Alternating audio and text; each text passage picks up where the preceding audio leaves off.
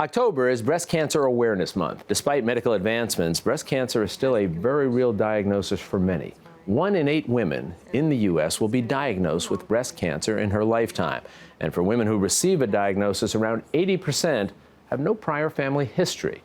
For journalist Amy Robach, her breast cancer diagnosis was a surprise, and the discovery a twist of fate, all stemming from an on-air mammogram on ABC's Good Morning America. Amy details her fight, what she learned through the process, and her message to others facing the disease in her New York Times bestselling book, Better: How I Let Go of Control, Held On to Hope, and Found Joy in My Darkest Hour. And Amy joins us now. Amy, good to see you, as always. Nice to see you as well, Jack. I'm always fascinated when I talk to authors about how they came up with the title of their book. And you look at yours, and it's called Better, which might be a little bit surprising. But tell me how that title came about. My 10-year-old daughter, in the middle of my fight, I was actually in a pretty low moment, standing in my kitchen and pushing back tears. And Ava had written me a poem. She wanted to encourage me. She wanted to make me feel better. And the title of her poem was Better. And just that hopeful word staring back at me at a time when I felt anything but, it brought joy to me. I thought, wow, my daughter is so wise. She knew exactly what to say. And it just seemed like the perfect title for my book, because it is about figuring out how to feel better, even when times are as tough as they get. Most people have heard the story about how you did this mammogram live on Good Morning America. Originally, you were reluctant to do that mammogram live. Yeah, and why was that? I just felt like, first of all, no woman looks forward to having her first mammogram. And I really didn't want to do it in front of 5 or 6 million people for a couple of reasons. First of all, it wasn't something I was going to do. I didn't have a family history of it. I just felt like cancer couldn't happen to me. And certainly breast cancer couldn't happen to me because no one in my family had it.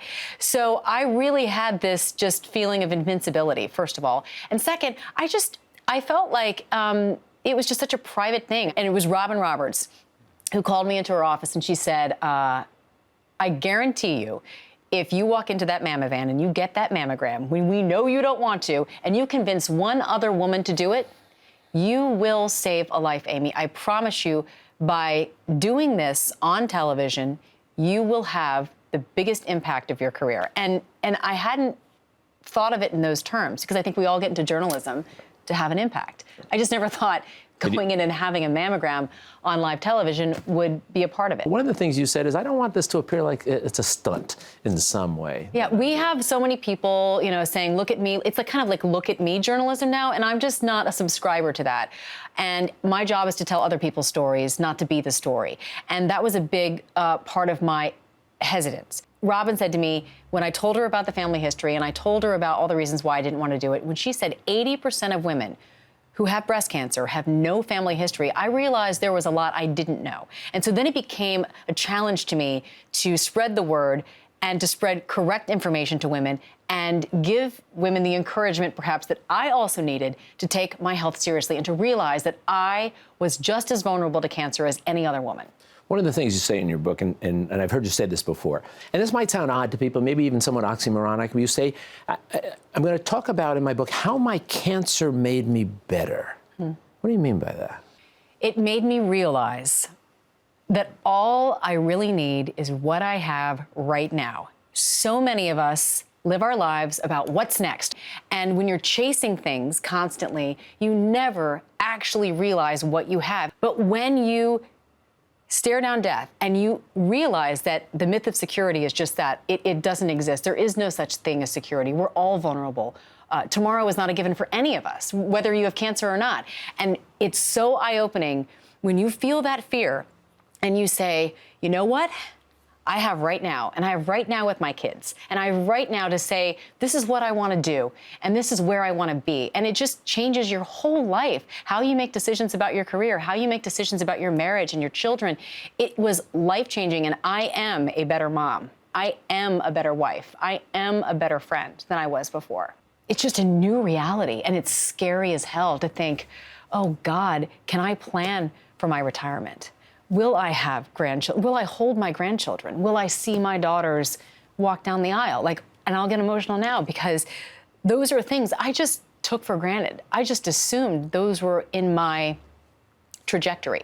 And now I don't assume that. And it's just a new reality to accept the fact that you have today, and that's it. You talk about having today in the rest of your life. What do you think of each morning when your eyes open and you're about to start another day? What's your first thought? I am so grateful to be here, and that is the truth. And I think if you get together a group of cancer patients or anyone who's fought for their lives, you will see gratitude and joy in a way that you don't see in any other group. There are smiles on their faces, even if there isn't hair on their head. And I have been so honored to be a part of that group because I get it.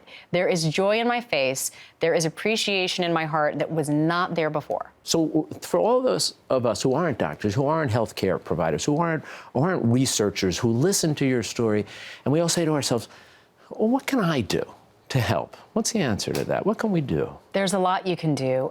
You can, first of all, nudge all the women in your lives to get those mammograms starting at age 40 every year, and earlier if necessary as well. If there is family history, if there's a reason to have one earlier, you know, that cancer had been in me for several years. So had I gone earlier, it would have even been better. When you see someone who's in need, you know, there's a lot you can do to help. Kindness is so powerful. And the kindness I received from complete strangers overwhelmed me with joy. I mean, it was therapy. And people have asked me, what can I do if I have a friend going through this? Take care of her children, you know, do something kind for her children. That's what you worry about as a mom. And I had friends who came over and took my girls to the movies and distracted them. And just that was the biggest gift I received. And I learned how to accept love and accept charity, which is not an easy thing to do necessarily. No one wants to be pitied.